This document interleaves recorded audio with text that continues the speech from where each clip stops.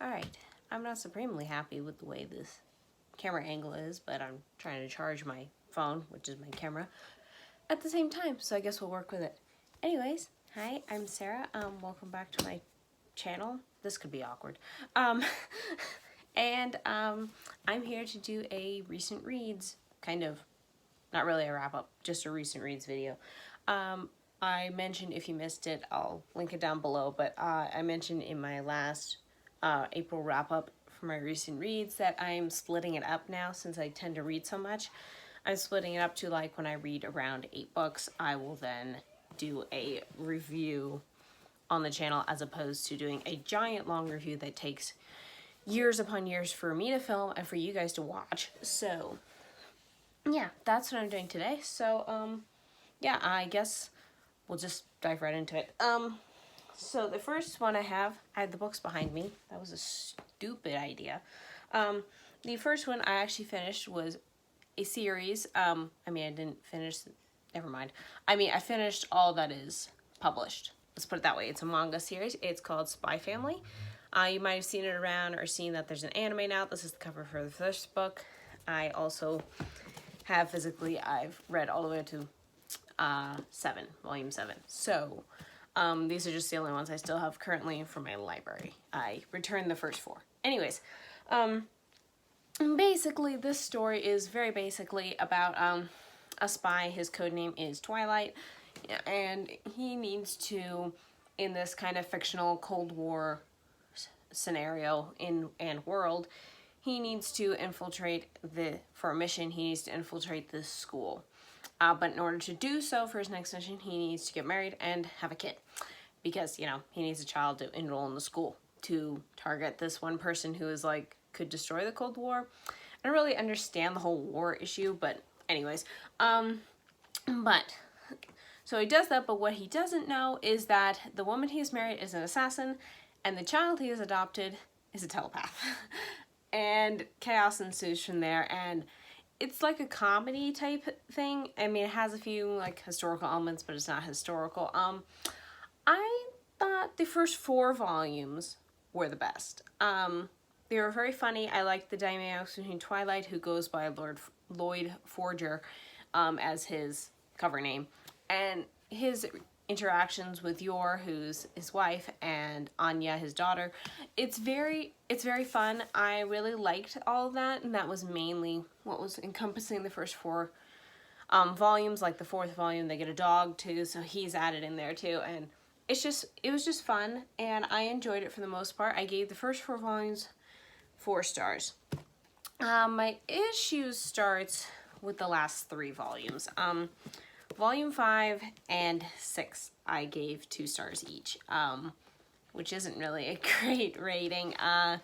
Mainly, I really didn't like Volume 5, particularly because there was one chapter that was just weird in here. I didn't understand it. It was set at the school with this different student. I don't know. It was just odd.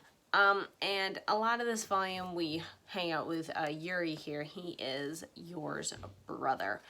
And he's like oddly in love with her. And that's just awkward. I just don't really like that. It's not painted in a positive light, but it is there, and I find it irritating. Also, we get introduced at the end of this novel, which continues into this one, with a new character who is also a spy, working in the same division with Twilight, is Nightfall, or Fiona.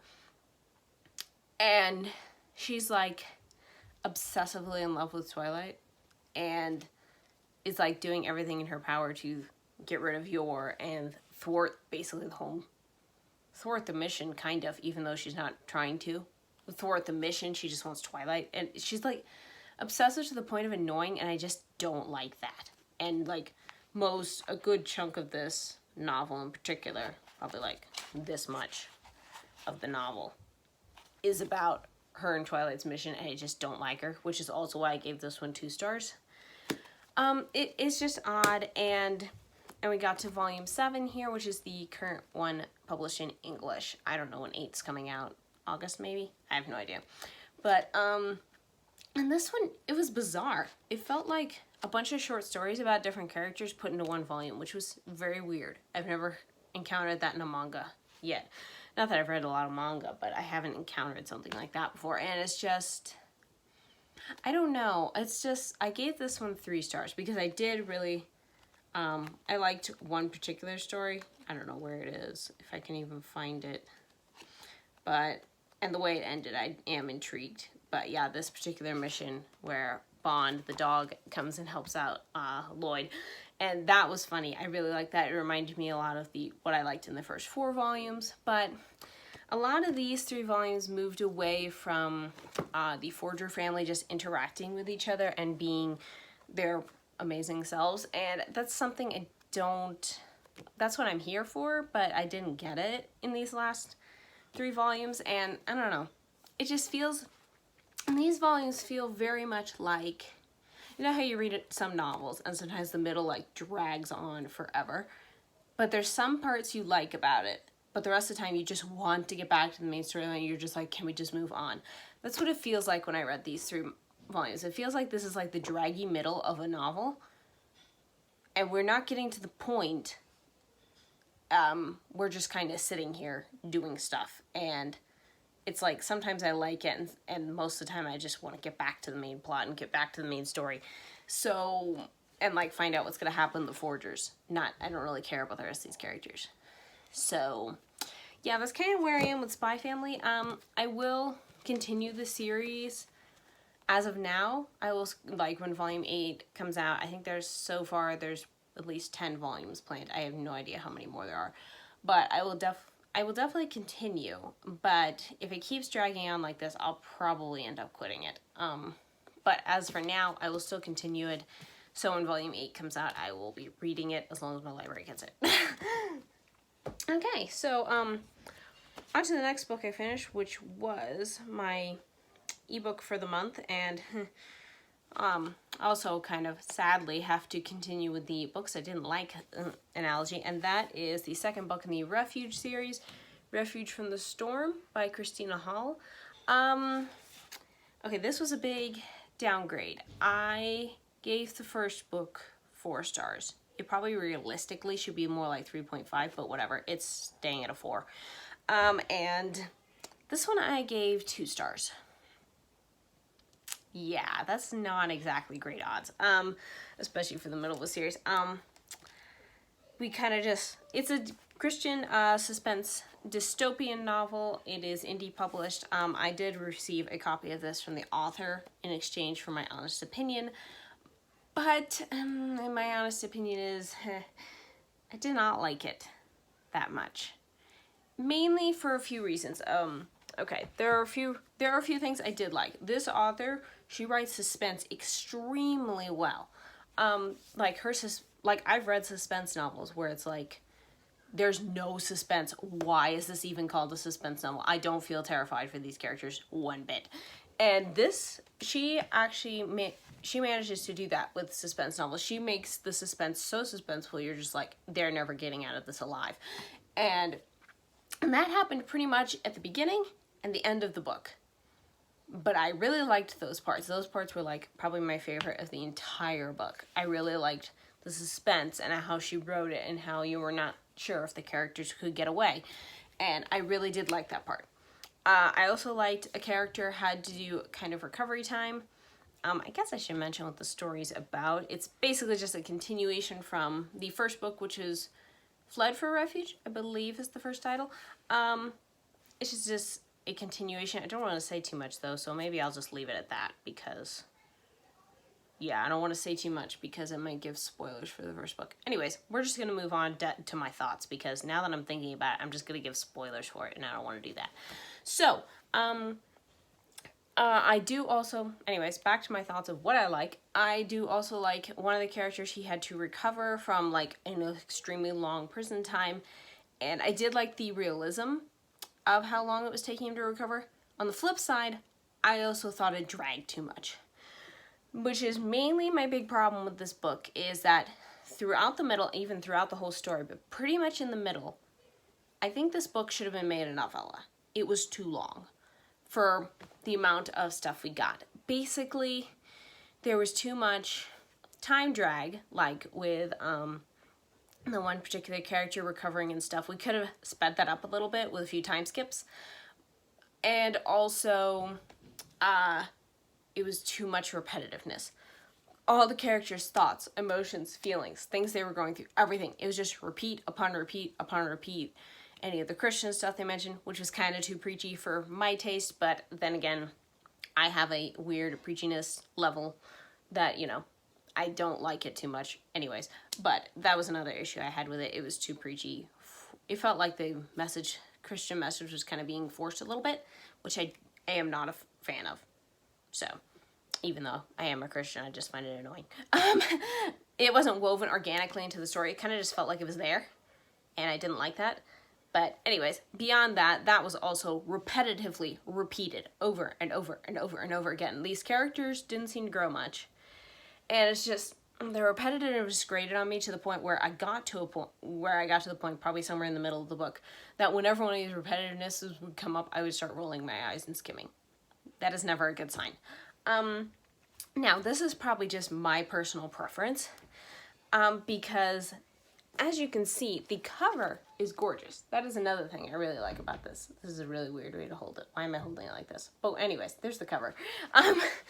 And I really like that. I do really like the suspense and what she was going with it.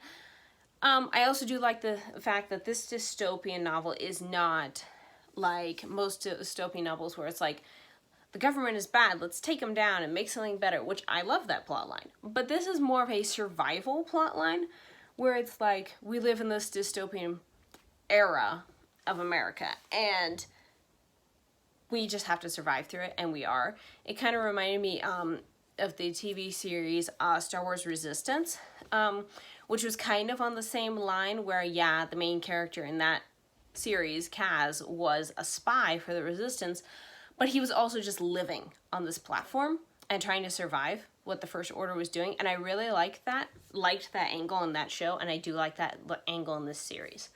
It's just characters trying to survive in this horrible dystopian world. So I did like that.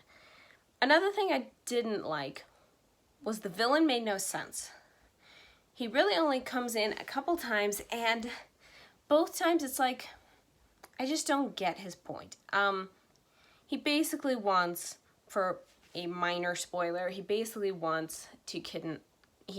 takes two of our characters to prison and wants them to renounce Christ on TV and inflate his propaganda that he's going for.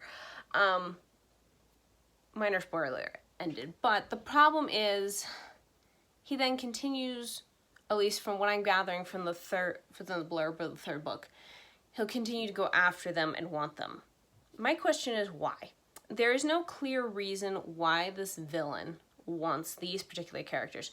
I mean, from what I can tell of his intentions, he can just literally capture any Christian in the area and force them to do the same thing. Why does he need these particular characters? It doesn't make sense. I am hoping this will be explained in the third book. If not, I'm going to be very disappointed, but currently it's not, and it just kind of feels like he's just a mustache twirling villain because. And it's not my favorite thing, but yeah. So unfortunately I gave that one 2 stars. I will still be reading the third one, hopefully, because I am curious to see how this is going to end. And if some of my concerns will be addressed, like about the villain and stuff like that, and hopefully their repetitiveness will be nixed, because that kind of annoyed me. Okay, so the last book I have to talk about is a continuation of another series, and that is Neverseen by Shannon Messenger. This is the 4th book in the Keeper of the Lost City series, and I love this book. I gave this one 5 stars. This is the first one in this series that I've given 5 stars. But in case you're not aware of what this series is about, we are following Sophie Foster here. She has, at least in the first book, she was living in the human world, but she kept hearing like voices in her head and stuff until she comes across a boy in a museum he's in a museum. Wow, okay. Her school was taking a tour in a museum, and she sees this boy who is not in an exhibit. Okay, that just sounded weird. I just thought I'd clarify all that. And she can't hear his thoughts. And she just doesn't know why. And he then reveals that the reason she can't hear his thoughts, and the reason she can hear all the other people's around her is because she is actually an elf. She has been hidden in the human realm for reasons, and that we're not fully clear yet.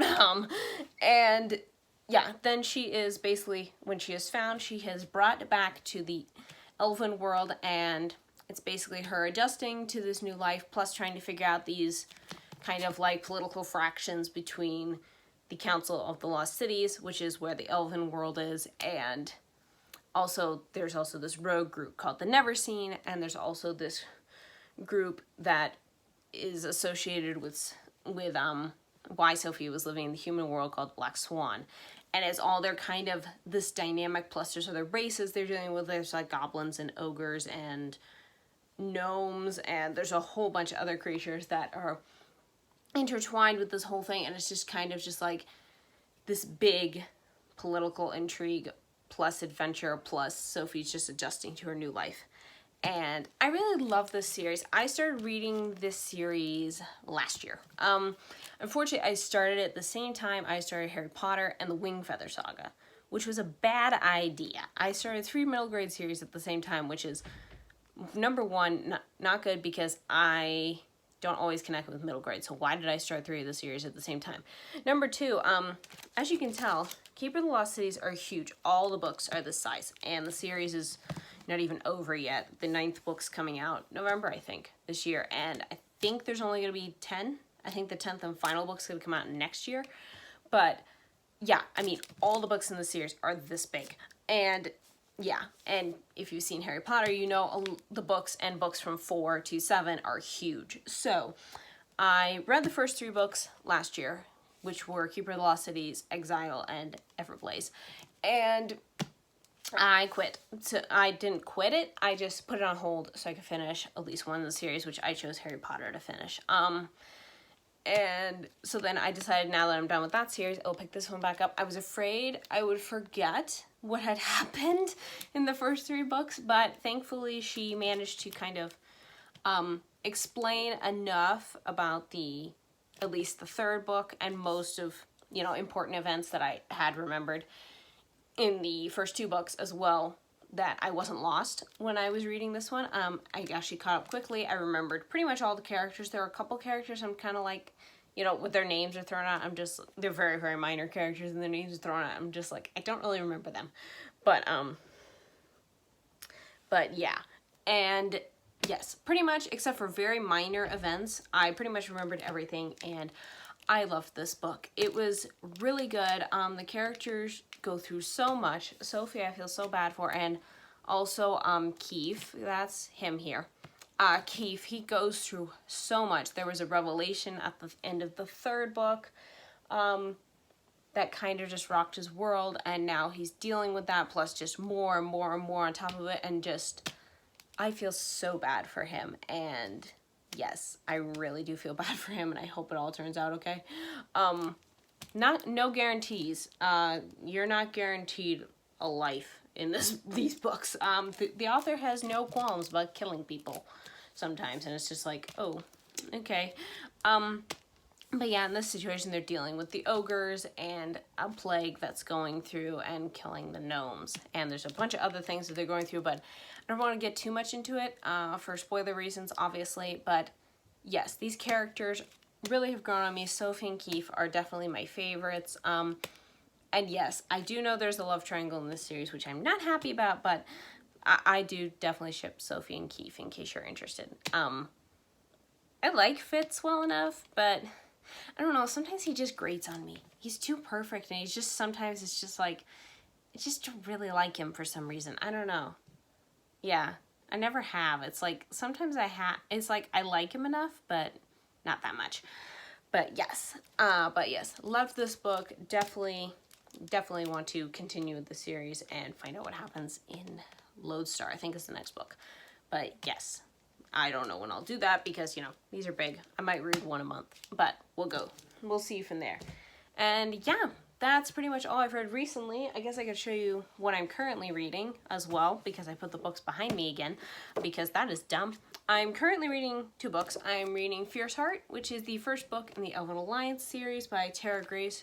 This is a pen name for Trisha Mingrink, who writes the Blades of Actar series under that name. But yeah, this is a really popular like fantasy romance series where of marriage of convenience, where a human princess have to marry an elf prince in order to form an alliance between their kingdoms. I'm already like 30-some% of the way through, and I'm already loving it. It's really good. It's really cute, and I'm just really enjoying it. And the other book I'm reading is Reread, and that is Fox by Nadine Brandis, my a Goodreads group I'm part of. We do a book of the month, and this is our book of the month for May. I'm not very far into it. I'm pretty much here. I'm only like 7% of the way through it or something like that according to Goodreads. I have a marker in here for what I'm supposed to read today, but you know, I'm already like a day or 2 behind, but that doesn't really matter too much. But yes, and this is an historical fantasy about Thomas Fox, who is the son of Guy Fawkes, and it's the Gunpowder Plot, and there's a whole magic system involving colors and masks, and it's really good. I really loved it the first time I read it. I think I read it shortly after it was published. No, I think I read it a year after it was published. I read it around the same time I read Romanov. So yeah, that would have been around a year after it was published, but I loved it the first time I read it, and really happy to be rereading it. So yeah, that's pretty much all I've been currently reading and have read this month. Let me know down below in the comments something you've read this month, or you know, if any of the books I've read, if you've read them too. Did you like them? Did you not? Or do any of them sound interesting? I'd love to hear from you. And yeah, that's pretty much it. So I'll shut up now. Okay, so I'll see you next time. Thank you so much for watching, and bye.